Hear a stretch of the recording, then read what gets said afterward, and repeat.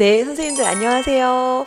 반갑습니다. 네, 우리 오늘은 7, 8월 문제풀이반, 그죠? 영역별 문제풀이반 이제 진행할 일정 좀 같이 알아보고, 그리고 이제 7월, 8월은 이제 기회 시간이다, 기회 시기다, 이렇게 제가 말을 많이 하는데 아주 중요한 우리가 합격을 위해서 정말 온 에너지를 이렇게 집중시켜야 할 그럴 또 시기이기도 하죠. 그래서 공부 계획도 같이 좀 보고요. 그리고 우리가 7월부터는 이제 답안지에 우리 선생님들이 답을 옮겨 쓰는 그런 또 연습을 하게 됩니다. 그래서 기본적으로 답안 작성 어떻게 하면 좋은지 그것도 몇 가지 좀 보려고 합니다. 그래서 일단 먼저는 오늘 이거 다 영상으로 우리 선생님들이 접하고 계실 텐데요. 제가 미리 올려드리는 그 영상을 보실 때에 그 첨부 파일이 하나 있을 거예요. 그 파일을 다운 받으셔가지고 내용을 좀 같이 이렇게 프린트물을 보면서 따라오셔야 이해가 될 것 같고요. 지금 우리가 이 7, 8월 이 기회 시간 앞에 이렇게 서서 아직 시작하기 전이긴 한데요.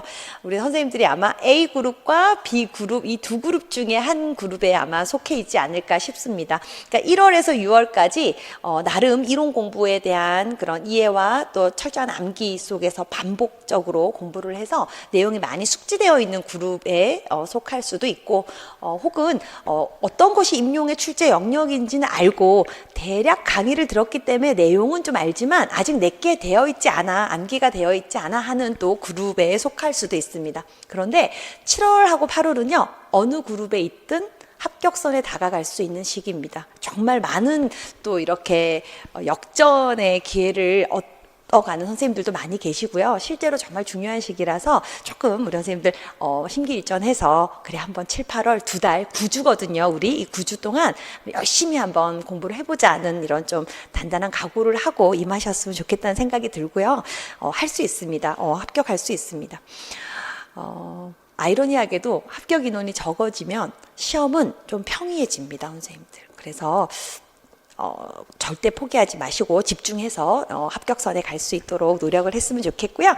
자, 일단 주차별 강의 일정 좀 보면 제가 이제 하반기 이제부터 시작이다 이렇게 했는데 이제 전반전 끝났습니다, 선생님들. 그쵸? 다시 최선을 다해서 집중하면 정말로 많은 실력 향상이 있을 수 있는 시기인데요. 우리는 이제 1월부터 6월까지 이론반을 진행하면서 다뤘던 내용들을 이제 문제를 풀면서 다시 한번 전 영역에 대한 정리 시간이다 이렇게 보시면 되는데요. 저는 이제 강의를 하면서 선생님들께 문제를 풀이하는 과정에서 관련 이론들을 인출을 같이 하고 하겠지만 우리 선생님들은 다시 그 영역을 재다지는 시간 이렇게 보시면 됩니다. 그래서 합격 다지기거든요. 탄탄하게 그 영역을 좀 총정리한다 이렇게 생각을 하시고요. 문제는 이제 과거 97년도부터 시작해서 지금까지 출제된 문제들을 제가 좀 응용을 이제 해서 우리 선생님들 누락되지 않도록 꼼꼼하게 전 영역을 이제 다룰 것이고요. 이제 출제 예상 문제들입니다. 그래서 모의고사가 또 이후에 7회에 연속돼서 이어지지만 이 문제풀이반에서 사실 되게 많은 문제들이 다뤄지기 때문에 시험에서 많은 출제 비중들을 또 차지하고 있는 그런 또 과정이라는 거 생각해 보시고 좀 집중해서 문제를 좀 잘 풀어보자 이렇게 생각하시고요. 또 우리 2029 개정 누리과정 유아 중심 놀이 중심 들어오면서 그렇죠. 문제의 유형도 이에 맞게끔 바뀌고 있고 또 유아에 대한 어떤 그런 유아들이 하는 놀이 속에서의 배움을 잘 해석하고 지원을 어떻게 하면 좋은지 이런 것들도 꼭꼭 물어보죠. 그래서 그런 문제들을 중심으로 다루면서 변화된 시험의 흐름에 선생님들이 잘 임할 수 있도록 진행을 할 예정이고요. 그리고 이제 우리 영역별로 다루면서 이제 자신의 위치를 정확하게 알 수 있습니다. 내가 어느 부분이 부족하고 어느 영역은 공부가 좀 되어 있는데 이 부분에 조금 더 보완을 해야 되는구나. 그러니까 시험이라는 건요. 내가 부족한 점을 잘 찾아서 메꾸는 거 그것이 아주 중요하거든요. 그래서 그런 것들을 잘 확인을 해서 실전 준비를 완성하는 시기라고 보시면 되고 그리고 이제 답안 작성 기술 그러니까 이제 서술형 문항이 점점 많아지고 있고 그렇죠. 우리 선생님들이 서술형 문항에서 나는 답으로 쓴 것 같은데 왜 채점이 안 되지? 이런 어떤 또 고민을 하는 경우들도 있는데 답이 채점이 되기 위한 답이 있어요, 선생님들. 정답으로 처리가 되게 하기 위한 답. 어떤 단어들이 들어가야 되고 어떤 진술 방식을 취해야 하며 이런 것들 그걸 또 짧은 시간에 빠르게 확정지어서 답을 써야 되거든요. 우리는 또 시간의 압박 하에 문제를 풀어야 하니까 이 서술형 문제에 대한 훈련을 좀 철저하게 하는 시기다라고 보셔도 됩니다. 그래서 어떻게 답을 써야 하며 또 어떤 내용들을 중심으로 담아야 하는지 이런 것들을 이제 매주 문제와 함께 안내를 드릴 예정이고 우리 선생님들도 모범 답안을 보면서 계속 반복적으로 함으로써 이렇게 연습함으로써 좋은 답을 만드는 힘을 좀 기를 수 있는 그런 시기라고 보시면 되겠습니다. 자, 이제 주차별 일정은 7월 1일이 이제 1주차가 시작입니다. 그래서 우리가 그동안 했던 과목들을 총 9주에 이렇게 좀 압축해서 진행을 하는데요. 발달 심리와 성격이 1주차에 다뤄지네요. 2주차가 사상놀이, 3주차가 교사론, 부모 교육론입니다. 그럼 지금 총 9주 중에 1, 2, 3주가 개론 영역이네요. 그렇죠? 그리고 신, 의, 사, 예, 자, 운, 운영 영역까지 해서 총 6가지 영역을 또 뒤에 남은 6주간 한 주씩 진행하는 일정입니다. 그래서 이 전반적인 흐름을 보면 1, 2, 3주차에 개론이 진행이 되고 4주차에 신체운동 건강 영역, 5주차에 의사소통, 6주차가 사회관계, 7주차가 예술경험, 8주차가 자연탐구, 9주차가 운영 영역임을 알 수 있습니다. 그러니까 결국엔 우리가 7주간 했던 걸 3주에 줄이고, 우리가 개론반 7주간 했단 말이에요. 걔를 3주에 끝내고, 신체운동 건강 영역 3주 했죠. 걔를 한 주에 하고, 의사소통 영역 우리 2주간 진행 알차게 했는데 걔도 또 한 주에, 그리고 사회관계도 3주간 했는데 그것도 1주에 끝내고, 예술경험 2주 했죠. 그거 1주, 자연탐구도 2주 했죠. 그거 1주에, 또 운영 영역 우리 3주 이론반 진행했단 말이에요. 얘를 1주에. 그러니까 시간이 줄어드는 겁니다. 우리 선생님들 이론반 동안 이해했고 조금 암기를 해놨다면 이제는 좀 짧은 시간에 이 영역이 정리가 될 수 있도록 하시고, 그리고 남아있는 7, 8월 이렇게 보내고 나면 남은 9, 10월 2달 동안은 이제는 2주의 전 영역이 다 끝나는 식으로 해서 자꾸 시간이 줄어드는 방향으로 우리가 해서 시험 보는 날 바로 전날은 하루에 또 전 영역을 보고 시험을 보러 들어가야 되죠. 그래서 큰 흐름을 좀 머릿속에 잘 정리를 해 두시고 9주 동안 전 영역이 이렇게 문제로 다뤄지면서 다시 한번 재암기, 재확인하는 시간이다라고 생각하면 되겠고요. 우리 매주 토요일 직강 라이브반 선생님들 기준 매주 토요일 날 강의가 이제 진행이 되는데요. 자료는요, 우리 직강 선생님들은 당일 아침에 와서 받게 되는 거고요. 그렇죠? 라이브반 선생님하고 인강반 선생님들은 거기에 제시 적혀 있진 않지만 그 전주 금요일 18시까지 올라갑니다. 자료가. 그래서 미리 출력을 하셔가지고 준비해 두시면 되니까요. 자료는 매주 금요일에 한 18시 정도에 올라간다라고 생각하시고, 라이브반 선생님들은 토요일날 직강과 똑같이 수강하시는 거고, 우리 인강반 선생님들은 그 다음 주 월요일날 해설 강의 영상은 올라가게 되는 거죠. 그래서 공부 일정을 자료는 언제 출력해 놓을 것이며 또 강의는 언제 어떻게 들을지를 좀 계획 세우는데 참고하시기 바라고요. 강의 자료하고 보니까 1, 2교시 문제지, 우리가 이제 문제풀이반은 1교시와 2교시로 나누어져 가지고요. 그 주차에 맞는 그 영역의 문제가 이제 다뤄지게 되는데요. 이 문제지와 그리고 모범 답안 그리고 필요한 이론이 있다면 영역별로 추가 이론이 나가고요. 그리고 이제 영역별 요약 자료와 2019 개정 누리과정 요약 자료 그리고 영역별 인출 점검표, 요 밑에 나와 있는 3가지 자료는요, 우리 1학기 때 받은, 그 상반기 때 받은 거와 동일한 자료입니다. 그래서 필요한 경우만 출력을 하시고, 난 이미 있어 하는 선생님들은 출력하지 않아도 되죠. 그래서 직강 라이브반 선생님들은 모두 이렇게 자료실에, 그 직강반 선생님들도 직강반 자료실에 이것이 올라가질 예정이니까 학원 그 게시판에 접속하셔서 학원 홈페이지 접속하셔서 이 게시판을 한번 확인해 보시고 출력 필요하다면 하시기 바랍니다. 자, 그리고 이제 강의 진행 방식을 한번 보면요. 이제 아침 9시부터 1교시 시험이 시작이 됩니다. 그래서 시험을 보니까 지금 1교시 시험, 쉬는 시간 잠깐 갖고 2교시 시험 이렇게 있죠. 자, 그리고 점심 먹고 바로 1시부터 해설 강의 이렇게 되어 있는데요. 자, 시험 시간은 지금 여기에 예시로 1교시 시험에서 80분 하고 되어 있고 2교시 시험에서 70분 하고 되어 있지만 요 시험 시간은 매주 영역별로 조금씩 달라요. 우리가 영역마다 그죠? 이렇게 좀 다룰 내용이 많은 영역이 있고 적은 영역이 있고 이러다 보니 좀 다르지만 어찌됐건 해설은 항상 1시에 한다라는 거. 그래서 점심 시간이 조금 어떨 때는 한 50분일 수도 있고, 한 70분일 수도 있고, 어떨 때는 80분일 수도 있고, 뭐 이렇게 조금 달라지겠네요. 그렇죠? 시험 종료함과 동시에 점심 식사 시간 가지시고 1시부터 해설이 들어간다라고 보시면 되고요. 우리가 이렇게 OT 영상을 제가 미리 찍고 이렇게 올려드리는 것도 바로 이렇게 7월 1일 우리 바로 성격과 발달 심리에 대한 1교시 시험이 아침 9시에 시작되기 때문이거든요. 그러니 7월 1일에 시험을 보려면 6월 25일부터는 발달과 그 성격 부분에 대한 공부를 꼼꼼히 하고 오셔야 되는 거죠. 그래서 문제풀이반 개강은 7월 1일이지만 우리 선생님들께서 7, 8월 공부가 시작되는 시기는 6월 25일이에요. 그래서 그걸 생각하셔서 공부 계획을 세워야 하기 때문에 이렇게 미리 또 영상을 올리게 되었으니까요. 7월 1일부터 시험이 바로 9시에 시작된다라고 생각하시면 될 것 같고요. 다음 장 좀 넘겨볼까요? 수강생과 협조사항 이렇게 해놨는데, 그죠? 협조사항이죠. 근데 이게 바로 합격을 위해서 우리 선생님들이 꼭 하셔야 할 내용이기도 합니다. 우리가 모든 일의 성패는 그 사람의 자세와 태도에 달렸다 이러죠. 조금 시험을 진짜 실전이라는 생각으로 문제풀이반부터는 좀 임하는 그런 자세가 필요합니다. 그래서 엄숙한 분위기 속에서 시험이 진행될 수 있도록 좀 질서와 예의를 지켜야 하고요. 또 우리 직강 선생님들은 시험 시간 안에는 이동하는 거 불가. 그래서 이것도 사실 이게 그 개인의 특성이에요. 어떤 사람들은 시험 시간이 끝날 때까지 내가 그 자리를 지키고 시험에 대한 검토와 어떤 이런 좀 관련 부분에 대한 어떤 정리를 하는 것을 철칙으로 삼고 끝까지 자리 뜨지 않는 경우가 있는가 하면 수시로 그러지 못하는 경우들이 있습니다. 이거 좀 개인의 어떤 특성인데 그런 태도들을 조금 바꾸셔서 시험 시간은 우리 실전에 들어가면 시험 시간에 나오면 어떻게 돼요?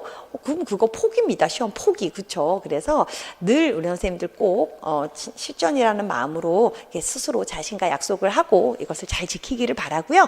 또 지각하는 경우가 사실 없어야죠. 시험일인데 지각하면 안 되지만 그래도 만약에 지각하는 사정이 생겼을 경우에는 입실이 불가하고 쉬는 시간에 이제 1교시 끝나고 쉬는 시간이 있죠. 그때 입실할 수 있다는 거 참고로 알아두시고 라이브반 선생님들하고 인강반 선생님들은 이제 스스로 시험을 봐야 하기 때문에 그렇죠. 아주 실전과 같은 그런 가급적 그런 환경을 좀 만드시고 거기에 이제 잘 시간을 지켜가면서 시험을 보시고 해설 강의를 수강하면 되겠습니다.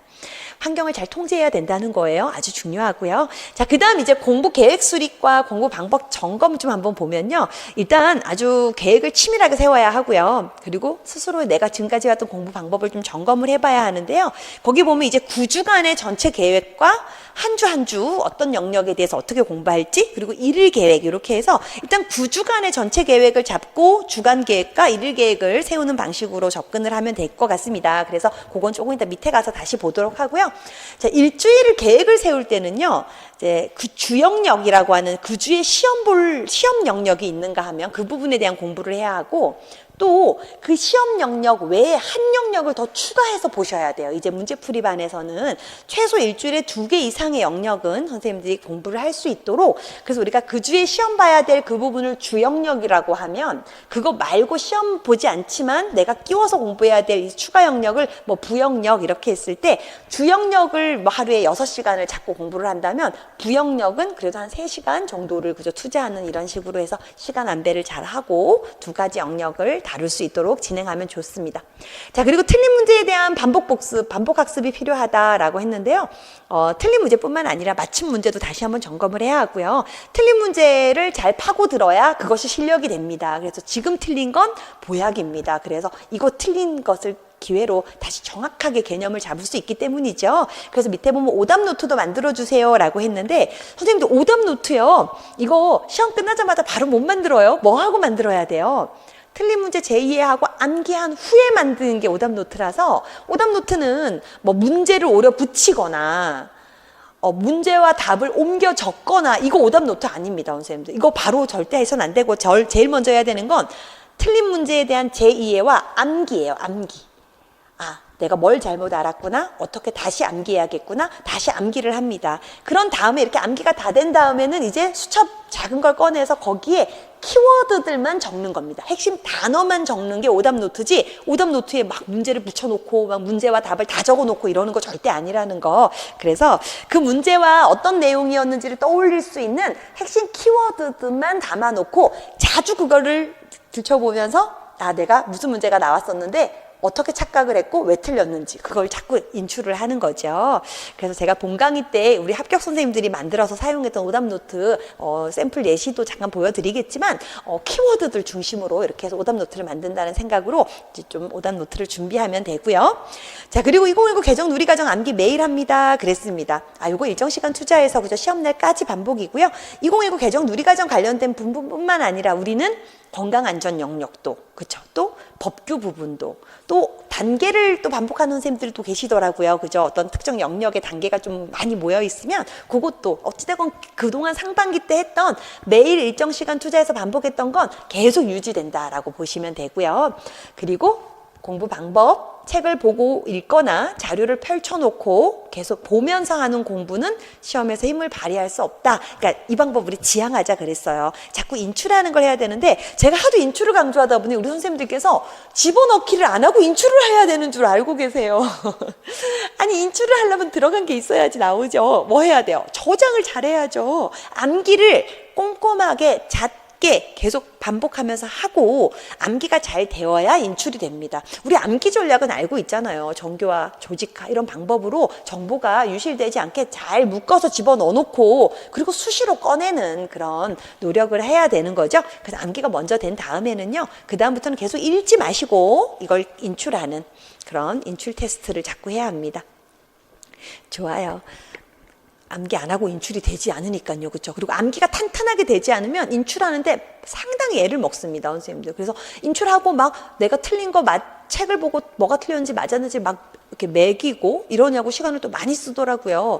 그거는 암기를 탄탄하게 하고 나면 내가 지금 인출하는 게 맞는지 아닌지 스스로 알 수 있어요. 근데 암기를 어렴풋이 해놓고 자꾸 인출만 하려고 하니까 이게 잘 안 되는 거거든요. 그래서 잘 집어넣어야 됩니다. 그래서 집어넣기를 먼저 해야 하고 그 다음에 꺼내는 그런 과정이라는 거 좋아요. 그래서 이렇게 기본적으로 우리가 9주간의 공부 계획을 이제 한번 세워봐야 하는데 그 밑에 보면 이제 6번에 7, 8월 영역별 문제풀이반 9주간의 전체 공부 일정해서 기본적으로 총 2번은 전 영역을 이렇게 다질 수 있도록 일정을 짜는데요. 1안 좀 먼저 볼게요. 1안 보면요. 선생님들 1, 2, 3주 이렇게 좀 동그라미로 묶어보세요. 1, 2, 3주.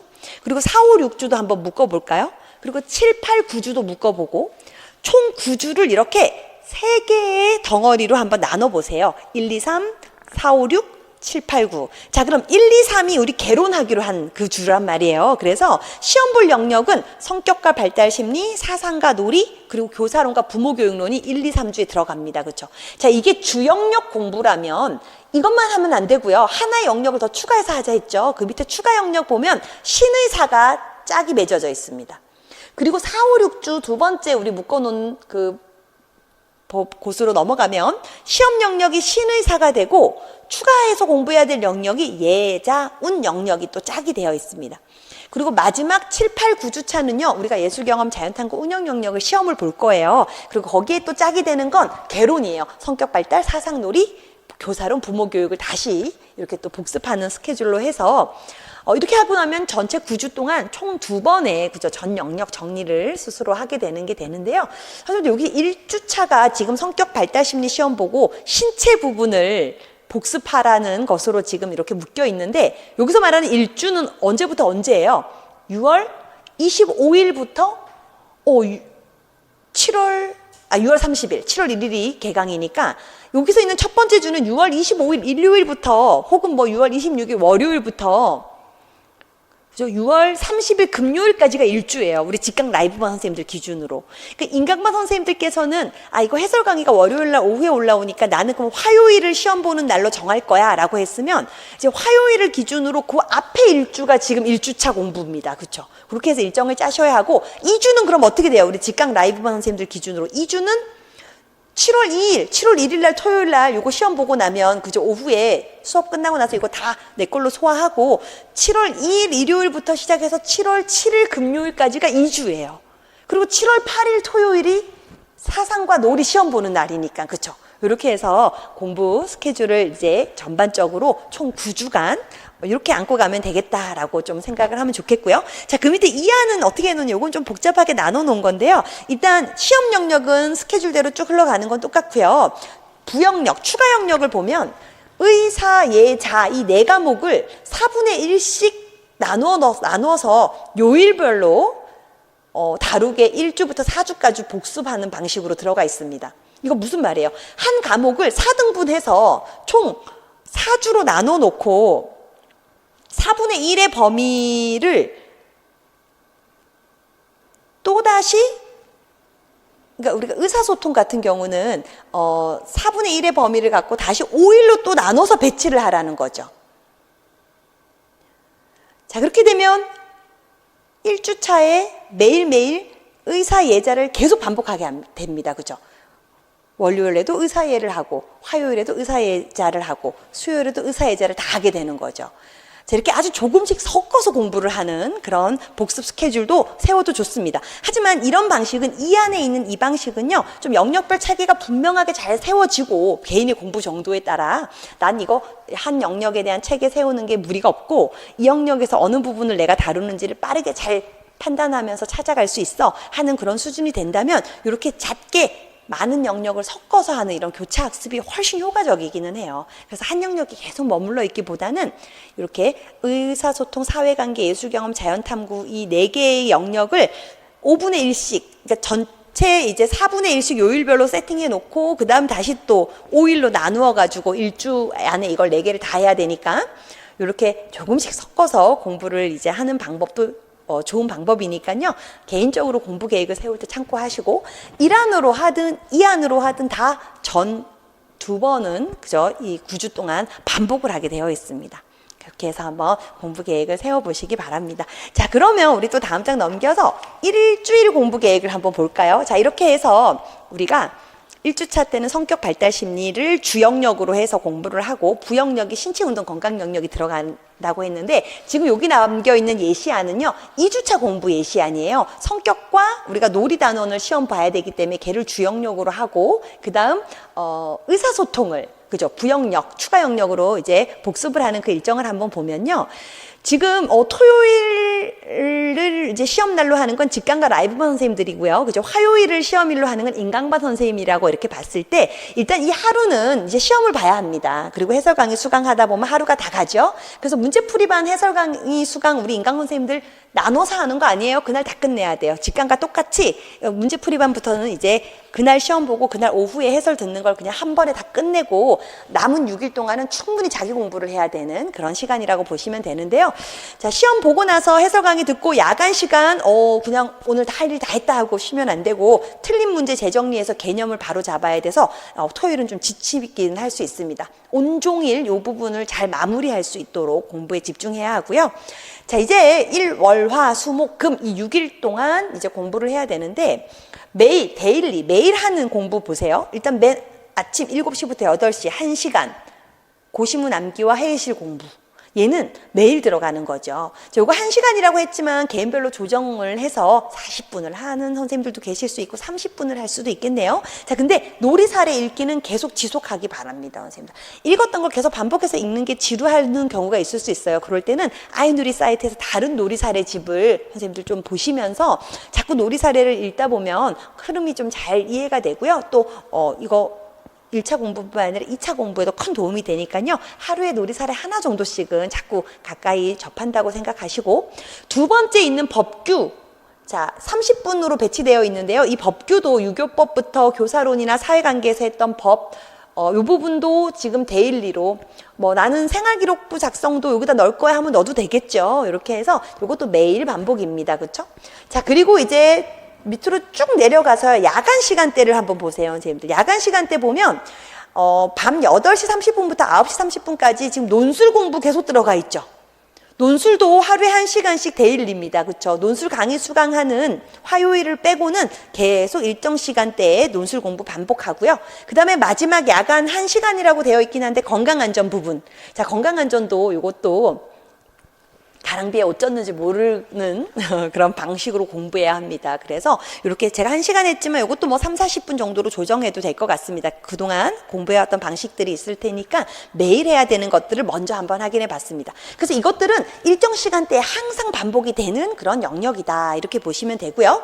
자, 그러면 우리는 이제 이것들을 제외하고 시험 영역과 그리고 추가 영역에 대한 공부를 해야 되죠. 그래서 아침 8시 30분부터 12시까지 3시간 30분, 자, 그리고 점심 식사한 후에 1시부터 18시까지 5시간, 그리고 저녁 식사한 후에 7시부터 8시 30분까지 1시간 30분. 자, 이 세 덩어리가 이제 주요 공부하는 그런 시간대라고 봤을 때, 지금 이거 우리가 2주차니까 성격이랑 놀이, 그게 시험 영역이고 그다음 의사소통이 부영역이었어요. 그러면 성격 부분, 아니 사상 죄송합니다. 사상과 놀이. 사상 한번 보세요. 사상은 지금 4개의 덩어리로 나눠놨어요.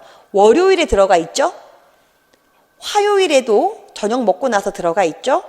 수요일에도 들어가 있죠. 목요일에도 들어가 있죠. 그러니까 사상은 분량이 그렇게 많지 않으니까 4분의 1씩 나눠서 넣은 것 같고요. 그렇죠? 자, 그러면 놀이 영역은요. 일요일 야간부터 시작돼요. 일요일 야간부터 시작해서 놀이는 총 8파트로 쪼개놨어요.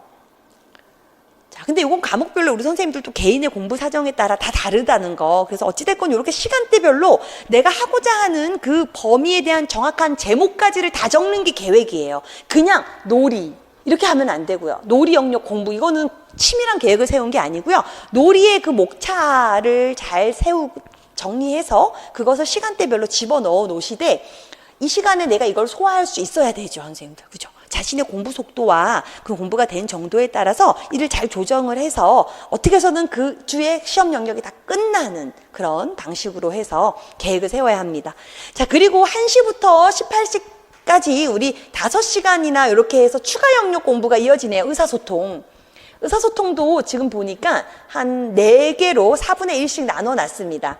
그래서 일, 월, 수요일은 논술 때문에 빠지고 수, 목 이렇게 해서 지금 의사소통 공부가 들어가 있는 상황인데요.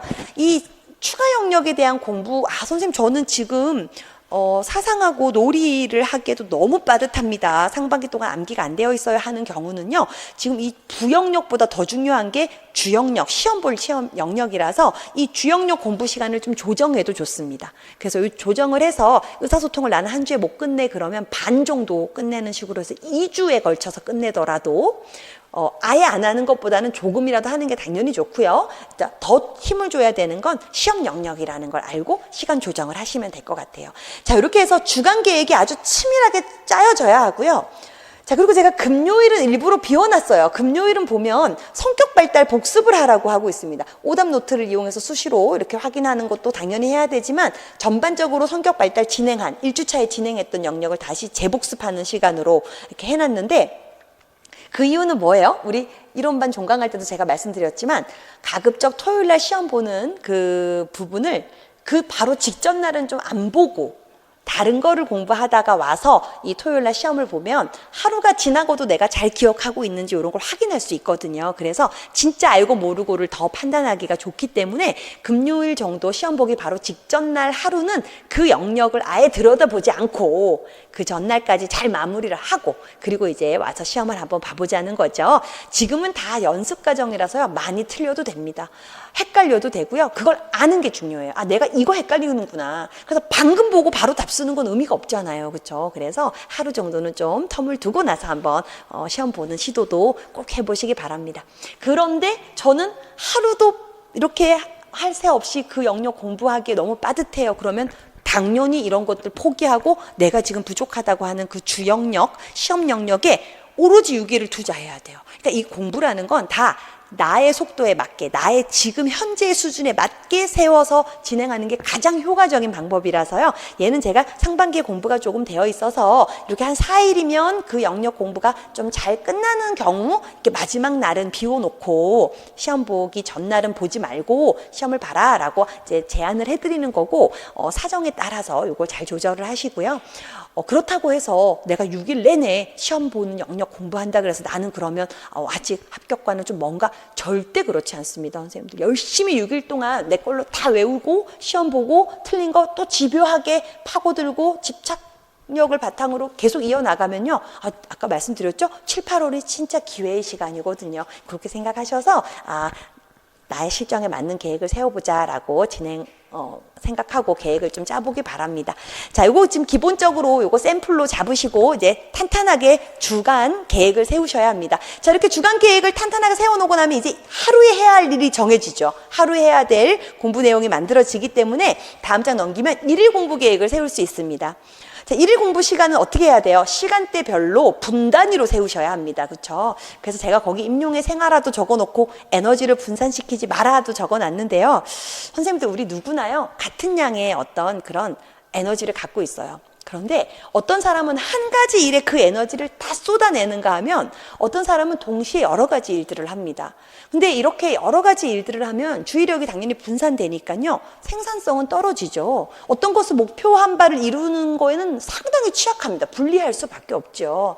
그래서 피카소가 그랬대요. 사람들이 갖고 있는 에너지는 다 동일한데 어떤 사람은 여러 가지 일들을 동시에 하면서 하찮은 일에 정력을 소비하는데 본인은 오로지 그림 그리는 데에 모든 것들을 희생을 시켰대요. 정말 우리 선생님들도 임용의 모든 것들을 사실 좀 희생시킬 필요가 있습니다. 특히 7, 8월은 더욱더 그래요. 친구 관계 잠깐 그렇다 해서 뭐 끊어지는 거 아니죠. 내가 지금 이걸 준비하고 있기 때문인 거고 사실 다 뭐 차이는 있겠지만 예쁘게 꾸미고 그럴 시간이 없습니다. 선생님들 우리 막 예쁘게 화장하고 막 옷 입고 막 이럴 시간이 없어요. 그거 뭐야? 그것도 내 에너지를 거기다 쓴 거예요. 지금 내 에너지는 어디다 써야 되는데 오로지 공부에만 쏟아야 되는데 머리 얼른 하나로 묶고 얼른 머리 감고 그리고 나서 바로 또 공부하기 사실 바빠야 되거든요. 그래서 절대 우리 선생님 에너지 분산시켜서 흐트러지게 하지 마시고요. 공부를 위해 에너지를 아주 집중적으로 사용하시고 그래서 생산성을 좀 높이길 정말 당부드립니다. 그래서 시간대별로 이렇게 계획을 알차게 세우시고 얘는 매일매일 나와야 돼요. 그래서 선생님들 매일의 이런 시간표 적는 수첩, 메모지 이런 것들을 보면 얼마나 뿌듯해요. 하나하나씩 지우면서 이제 아마 선생님들 실행을 해 나가실 텐데 6시부터 7시 30분까지 뭐가 이렇게 1시간 반이나 길어요? 너무 길어요. 씻고 일어나서 씻고 스트레칭하고 식사하는데 1시간 반 걸리나요? 이거 좀 줄였으면 좋겠는데 개인에 맞춰서 하겠지만 나 같으면 이건 40분이면 될 것 같은데요. 선생님들 잘 상황 보시고 시간을 좀 아끼시고 자 7시 반부터 8시 30분 동안 공부 장소로 이동이네요. 자 우리는 항상 이동하면서도 설거지하면서도 머리 감으면서도 계속 인출입니다. 계속 머릿속에 공부해 놓은 거 꺼낼 수 있죠. 이 시간이 오히려 공부가 더 잘 돼요. 그래서 이런 시간에 내가 어제 틀렸던 거 다시 본다거나 어떤 특정 영역에 대한 인출을 하면 되죠.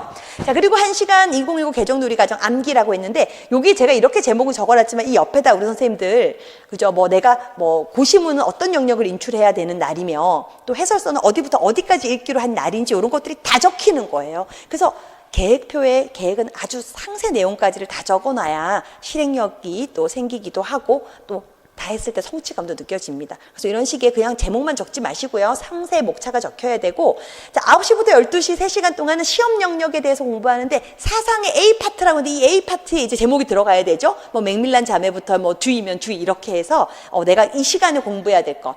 자 그럼 3시간 동안 집중적으로 무조건 걔는 끝내야 돼. 이거 오늘 나의 사명이야. 그럼 어떻게 해서든 시간을 계속 치밀하게 관리하면서 이 영역이 끝날 수 있도록 속도를 내야 되겠죠. 그래서 사실 이렇게 정해놓은 공부 시간 동안 공부하고 나면 진이 쭉 빠져요. 사실 그렇죠. 막 집중했기 때문에. 그리고 잠깐 쉬고 나서 점심시간과 스트레칭 1시간이나 투자가 되어 있는데요. 공부가 혹시라도 부족하면 사실 이렇게 1시간 점심시간 먹을 시간 없기도 하죠. 조금 더 빠듯하게 생활해야 되는 상황이라면 이런 것도 좀 조절을 하시고 자 그리고 이제 시험 영역으로 1시부터 4시까지 또 3시간은 시험 영역을 하겠다고 해놨네요. 여기에 추가 영역이 들어가도 좋고 시간 영역은 개인이 공부 계획 짜기 나름이고요. 자 이번엔 놀이 파트를 본다고 했습니다. 놀이도 A 파트라고 했지만 여기도 상세하게 들어가야 돼요. 그죠? 놀이의 특성, 현대적 놀이 이론, 고전적 놀이 이론 이런 게 볼 거면 그 내용이 다 적혀 있어야 되고요. 자 그리고 이제 여유 시간을 조금 갖고 이때는 보충할 것이 있다면 보충하고 이러는 걸로 적어놨고요. 저녁 시간 갖고 그 다음 야간에 추가 영역을 공부하네요. 의사소통. 자 A 파트 요것도 정확하게 들어가 언어의 이해, 언어의 특성, 언어의 구성 요인, 언어의 기능 이런 제목들을 다 적어 주셔야 합니다. 그렇죠? 그래서 내가 오늘은 이 부분을 할 거야. 자, 그리고 이제 밤에 집으로 이동해서 집에서 건강 안전과 법규 공부하고 또 그 다음 날 계획을 수립하고 하루 일과를 평가하고 그 다음날 계획 수립에 30분을 넣는데 30분까지 안 걸릴 수는 있겠지만 주간 교육 계획을 세우는 데는 조금 주간 그 공부 계획을 세우는 데는 조금 시간 투자가 돼야 된단 말이에요. 그리고 또 전반적인 흐름을 다시 점검도 하고 그래야 되기 때문에 계획 세우는 시간 선생님들 아까워하지 마시고 이 꼼꼼한 계획, 치밀한 계획이 실행력을 높인다는 거를 잘 생각하셔서 다음날 계획을 세우고 자야 합니다. 자, 그리고 이제 11시에 눕네요. 자, 누워서도 사실 머릿속에서 계속 임용 공부가 안 떠나게 되어 있어요. 머릿속에서 오늘 공부하기 계속 돌아가게 되어 있죠. 그래서 조금 잠시 잘하고 있다라고 스스로 칭찬해주고 좀 이렇게 수면을 취한 후에 또 그 다음날 아침에 6시에 일어나고 이런 식입니다.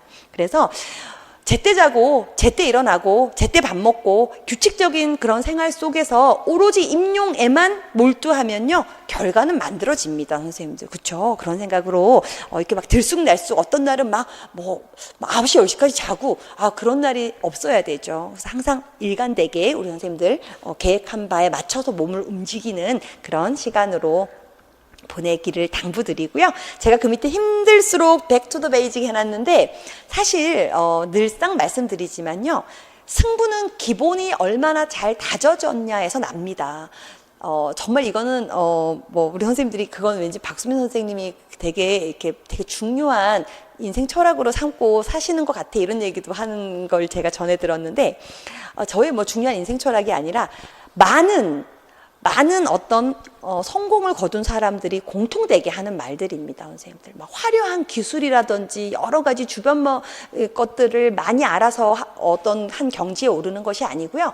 기본을 철저하게 다졌을 때 그 기본에서 승부가 나거든요. 그래서 기본을 잘 다져야 한다는 거. 그래서 우리 선생님도 공부하시면서 특히나 많이 흔들릴 그런 시기이기도 하거든요. 그래서 이 임용시험의 본질을 좀 잘 꿰뚫어 보시고 무엇을 잡아야 합격을 하는지 이것을 확실하게 선생님들 판단하셔서 집중해야 될 것에 집중을 하는 그런 알찬 시간이길 바랍니다. 좋아요. 그런 의도로 적어놓은 말이고요. 우리 그 다음 장 넘겨보면요. 이 그림이 하나 있죠, 선생님들. 지금 목표점을 정해놓은 것 같아요. 이 두 사람 모두 다 여기 당신의 계획과 실제 이렇게 해서 나와 있는데 목표를 다짐하고 목표를 세우는 건 사실 쉽습니다. 난 임용고시 합격할 거야. 이거 정하는 건 어려운 일은 아닌데요. 문제는 뭐예요? 실행입니다. 실행. 어떻게 실행하냐가 문제인데 사실 시작부터 여기 꼬린 지점까지요. 되게 안정적으로 굴곡 없이 이렇게 갈 거라고 우리는 잘 전개될 거야 이렇게 생각을 하지만 실제는 밑에 그림과 같아요, 선생님들. 어때요? 엄청 험난하군요. 그쵸? 여기 우리 가장 깊이 파져 있는 웅덩이 좀 볼까요? 이렇게 물이 차 있는 부분 가운데 보이죠?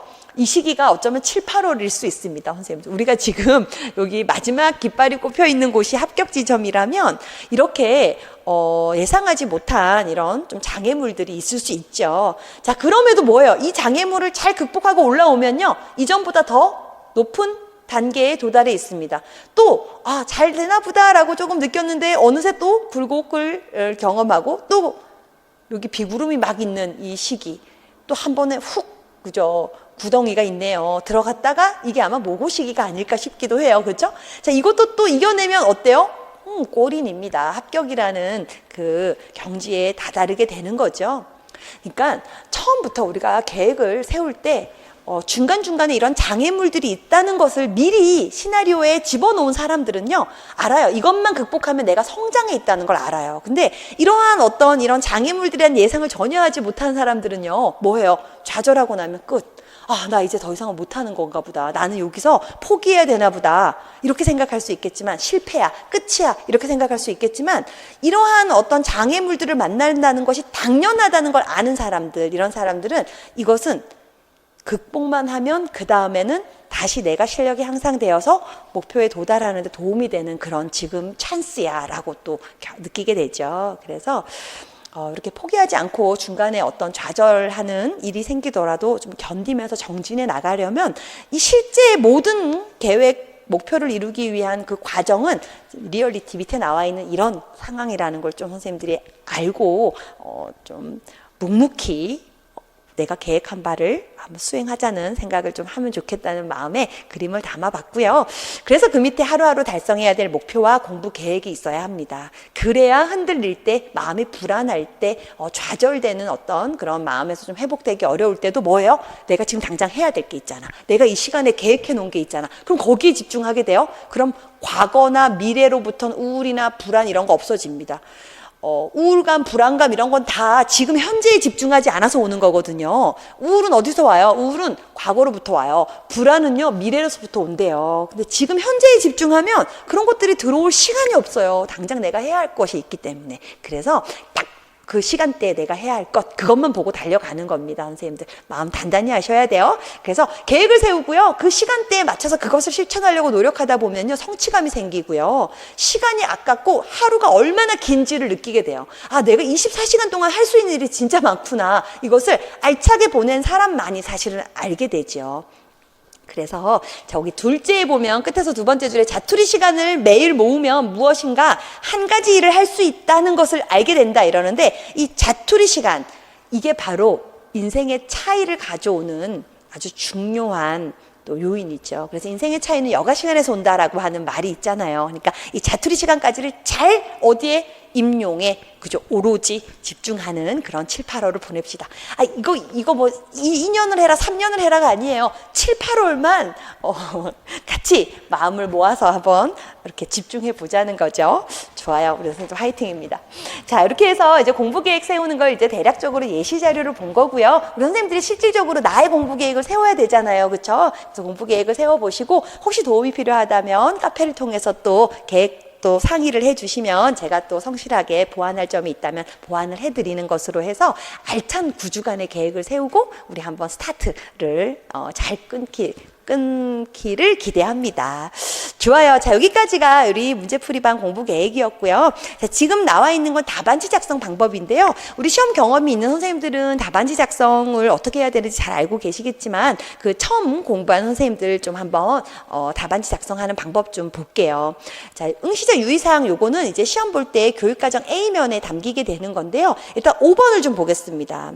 5번은요, 답안을 쓸 때는 지워지거나 번지지 않는 동일한 종류의 검은색 필기구를 사용하게 되어 있어요. 그런데 동일한 종류이기 때문에 펜을 바꾸면 안 돼요. 검은 색깔 이 필기구를 다른 걸로 교체를 하면 이제 또 문제가 되기 때문에 작성할 때 검은 색깔 볼펜 한 가지 나에게 잘 맞는 것을 선택해서 지속해서 그 볼펜만 사용해야 한다는 것. 자, 그리고 6번에 답안을 작성할 때 가로선을 그어서 답안란에 줄을 추가할 수 있으니 필요한 경우 활용하시오. 자, 가로선은 해당 답안란 내에서만 활용할 수 있습니다 라고 하고 있습니다. 우리 다음 장에 넘겨보면 선생님들 답안지가 하나 서식에 들어가 있는데요. 거기에 보면 문항 1, 문항 2, 문항 3, 문항 4 해서 이렇게 문항 번호가 있죠. 이 문항 1에는 문항 1의 답만 적어야 되는데, 그때 그 가로선이 더 필요해요. 답란이 부족해요. 그러면 가로선을 추가는 할 수 있지만 그 안에서만, 그죠, 추가가 되고, 이 여백에 있는 부분까지 이렇게 튀어나와서 줄을 긋는 건 안 된다는 얘기입니다. 그래서 그거 참고하셔서 서술형 답이 아직 길 때는 이렇게 가로선을 그어야 되는 상황이 또 만들어지거든요. 그래서 가로선 긋는 거 허용하고 있다는 거 알고 계시고, 자, 그리고 답안지에 하위 문항의 번호나 기호를 함께 옮겨서 답을 쓰라는 겁니다. 예를 들면 반가로 1 이런 것들 숫자와 기호, 그리고 특별한 기호가 있을 경우는 기호도 꼭 같이 옮겨 써야 합니다. 이렇게 해서 답을 작성할 때는 문항의 하위 문항의 번호와 기호를 함께 쓰시오 하고 있고요. 자, 그리고 9번은요. 문항 번호를 확인하고요. 그 문항별로 주어진 답안 안에만 답을 써야 합니다. 무슨 말이냐면 문항 1은 거기 지금 우리 아까 뒤에 봤던 답안 안에 문항 1의 칸에만 써야 돼요. 문항 2의 칸에 쓰고 이것을 화살표로 뭐 옮긴다거나, 아니면 문항 2라고 적혀있는 이 답안지 서식에 문항 2를 지우고 1로 내가 고친다거나 이러는 건 다 폐답안지로 간주한다라고 하고 있거든요. 그래서 딱 정해놓은 위치에만 그 답을 옮겨 써야 한다는 거 꼭 확인을 해서 실수하지 않도록.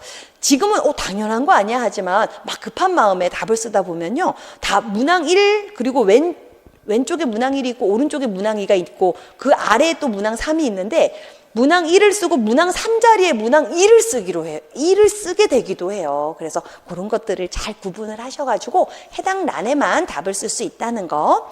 자, 그리고 또 봤더니요, 문항에 대한 답안 내용 이외의 것, 뭐 특정 부분을 강조하기 위해 밑줄을 긋거나 뭐 별 표시나 등등의 이런 기호 같은 것을 하면 안 된다라고 하고 있습니다. 이런 표시를 하면 이거는 또 역시 채점하지 않겠다라는 조건 중에 하나니까요. 문제에서 제시한 하위 문항 번호나 문제에서 제시한 기호 외의 거는 하진 않아야 한다. 다만 일반적인 글쓰기 교정 부호는 사용이 가능하다. 그러니까 뭐 뺀 표시라든지, 그죠, 우리 뭐 수정 표시라든지 뭐 삽입 표시 이런 것들은 일반적으로 우리가 논술을 할 때 쓰는 그런 방식이 가능하다라는 겁니다. 자, 그리고 11번에 문항에서 요구한 내용의 가지수가 제한되어 있는 경우 요구한 가지수까지의 내용만 답으로 작성하시오. 뭐 문제에서 이 교사의 말에 나타난 뭐 교수학습 원리 두 가지를 쓰시오라고 했는데, 그럼 두 가지라고 요구를 했잖아요. 답은 두 가지만 써야 되는데 세 가지를 쓰는 경우가 있어요. 그럴 경우에 이제 앞에서부터 두 번째까지만 순서대로 채점을 하고 뒤에 적은 것은 답으로 인정하지 않겠다는 내용이 들어가 있네요. 그렇죠? 그래서 문제에서 요구한 가지수까지의 내용만 답으로 쓰라는 거고요. 자, 그리고 답안을 수정할 때는 수정할 부분에 두 줄을 긋고 수정해도 된다. 그래서 우리가 일반적인 글쓰기 교정부에는 이렇게 걷어내는 표시를 하잖아요. 그죠? 글을 수정할 때 어떻게 해요, 선생님들? 우리 뭐 예를 들면 여기 7, 8월 영역별 문제 풀이면서 영역별을 고치고 싶을 때는 이렇게 해서 요 위에다가 우리가 고치고자 하는 말을 쓰잖아요. 그죠? 뭐 실전 이렇게 고쳐서 쓰는데, 이렇게 일반적인 글쓰기 교정부호를 넣어도 되고 이렇게 두 줄로 이렇게 지워도 된다. 지우고 그 위에다가 문제 이렇게 고쳐 써도 된다 이 말입니다. 그렇죠? 그러니까 다 허용하고 있다는 거, 두 줄 긋는 것도 가능하다라고 알아두시고요. 자, 그리고 수정 테이프 수정에 사용할 수 없습니다. 그러니까 동일한 흑색 검은색 필기구 쓰라는 거와 이런 수정 테이프나 이런 거 쓰면 안 된다는 것도 우리가 지금 문제풀이반 할 때부터 선생님들이 좀 지켜서 요거 훈련을 좀 하셔야 한다는 거. 자, 그리고 15번요. 이 아래에 해당하는 답안은 채점하지 않으니까 유의하래요. 자, 다른 문항의 답안란에 답을 작성하고 문항 번호를 임의로 수정하거나 문항을 바꾸어서 작성한 후에 화살표로 이렇게 표시를 한 이런 경우들, 아까 제가 말씀드린 겁니다. 딱 그 문항 안에 그 문항에 답을 적어야 하고요. 답안란 이외의 공간에 작성한 부분, 그러니까 여백이라든지 문항 번호란, 아까 우리가 문항 1, 문항 2, 문항 3 적혀 있었던 그 작은 칸 있죠? 그런 데는 답을 적으면 안 된다는 거고요. 너무 작아서 답을 적기도 어렵지만 그래도 그런 데 답이 들어가지 않게 하라는 거고요. 자, 그리고 내용이 지워지거나 번지는 등 식별이 어려우면 또 채점하지 않겠다. 연필로 작성하거나 수정 테이프 수정에 사용해도 채점하지 않겠다라고 하고 있습니다. 그래서 이런 거 유의사항 생각하셔서 이제 문제풀이반부터 답을 좀 써보시고 답안지에 써보시고, 우리 맨 뒷장을 보면 올바른 답안 작성의 예와 수정이 필요한 예가 지금 담겨 있는데요. 지금 올바른 작성의 예를 보면 문항 6에 지금 반가로 1, 그죠? 숫자 하위 문항 번호 그대로 쓰고 원기호 1, 원기호 2 이런 식으로 지금 보니까 순서대로 문항 1, 문항 2, 문항 3, 그러니까 하위 문항을 순서대로 이렇게 줄을 바꿔가면서 아주 잘 제시했습니다. 그리고 기호와 숫자도 아주 잘 옮겨 적었네요. 그렇죠? 자, 그리고 거기에 보면 선생님들 이게 채점이 되어 있어서 잘 안 보이지만 콜론 표시가 있어요. 숫자 1하고 그 옆에 원기호 1하고 옆에 아마 콜론 표시가 있을 텐데, 이 콜론 표시는 과거에는 시험지에도 있었기 때문에 우리가 옮긴 경우도 좀 많고 그런데 뭐 해도 되겠지만 이것 때문에 문제가 되진 않겠지만 요즘은 시험지에 이거 자체가 없어요. 이 콜론 표시가. 그래서 굳이 안 해도 됩니다. 콜론 표시는 꼭 안 해도 되고요. 자, 그 옆에 또 잘 작성한 예를 보면 지금 요것도 문항, 소문항 1, 소문항 2, 소문항 3 이런 순서대로 잘 쓰고 원기호 1, 2도 잘 붙이고, 그리고 소문항 2에는 A라는 이 알파벳도 아마 문제에서 있었거나 그런 것 같네요. 그죠? 이런 것도 잘 옮겨 적었는데요. 특히나 삽입한 거, 내용 삽입한 거 보이죠? 소문항 3번에. 그리고 또 수정한 거, 두 줄 그어서 지우겠다라고 삭제 표시를 잘했습니다. 깨끗하게. 자, 이런 식으로 수정하거나 삭제를 하면 되고요. 그 밑에 좀 개선이 필요하다고 한 답안 작성 예시를 보면요. 일단 지금 문항 6에 이 선생님도 반가로 1, 2, 3, 4는 잘했지만 지금 수정한 것을 좀 보세요, 선생님들. 수정이 두 줄로 이렇게 그어진 게 아니라 마구 막 동그랗게, 그죠? 막 칠해져 있죠. 지운 표시. 이런 거 적절하지 않습니다. 그렇죠? 두 줄로 지워야 한다는 거. 자, 그리고 또 마지막에 있는 이 사례는요. 밑에 공간이 좀 많죠. 답안지 공간이. 그럼에도 원기호 1 하위 문항을 줄로 이렇게 구분하지 않고 쭉 연결해서 답을 썼어요. 반가로 1, 숫자 원기호 1, 숫자 원기호 2, 그 다음 또 반가로 2, 그 다음에 또 A하고 또 그 옆에 또 반가로 3 이렇게 했는데, 그러니까 전체적으로 그 대문항의 답안 양을 좀 가늠하셔서 만약에 너무 답안 써야 될 게 많으면 피치 못해 이런 선택을 할 수는 있겠지만 우리 아까 가로 선을 더 추가할 수도 있다고 했고요. 그러니까 채점하는 사람이 좀 채점이 쉽도록 줄을 바꿔서 소문항별로 줄을 바꿔서 답을 써주는 게 바람직합니다. 그래서 똑같은 사례 위에 보면 지금 전조잡기 단계, 유목포함 개념 이 부분이 지금 줄이 바꿔서 제시되어 있잖아요. 그렇죠? 그래서 그 쭉 하지 마시고 하나하나 줄을 바꿔서 쓰고 다만 너무 써야 될 게 많아요. 이 문제에 답을 봤더니 전체적으로 그러면 이제 그 줄을 더 추가해가지고 이렇게 쓰는 방식을 선택을 하면 되겠습니다. 좋아요. 그래서 답안지 옮겨 쓸 때는요, 보통 우리가 한 문항은 다 풀고 옮겨 쓰게 되거든요. 소문항 하나 쓰고 바로 옮기고 이런 방식이 아니라 예를 들면 1번 대문항 1번 문제가 소문항이 3개가 있어요. 그럼 1번 문제는 다 풀고 이 1번에 대한 답을 옮겨 쓰게 되기 때문에 1번에서 전체적으로 답을 얼마만큼 써야 되는지 그 양을 가늠할 수가 있어요. 그래서 너무 서술형이 많아 이럴 경우에는 미리 칸을 더 추가해서 그래서 답을 그렇게 쓰는 방법이 있으니까요. 요거 답안지 작성 사례도 참고하셔가지고 7월 8월부터 이렇게 1교시 문제는 답안지에 옮겨 쓰려고 합니다. 그래서 그거 생각하셔가지고 한번 답안 작성하는 훈련도 해보시기 바랍니다. 좋아요. 우리 여기까지 해서 이제 7, 8월 강의 계획서 함께 보고 OT 하는 거 마치도록 하고요. 우리 선생님들 6월 25일부터의 공부 계획을 좀 탄탄하게 잘 세워보시기 바라고요. 성공적인 7, 8월을 보낼 수 있길 응원합니다. 저도 열심히 문제풀이반 잘 진행할 수 있도록 임하도록 하겠습니다. 고생 많으셨습니다.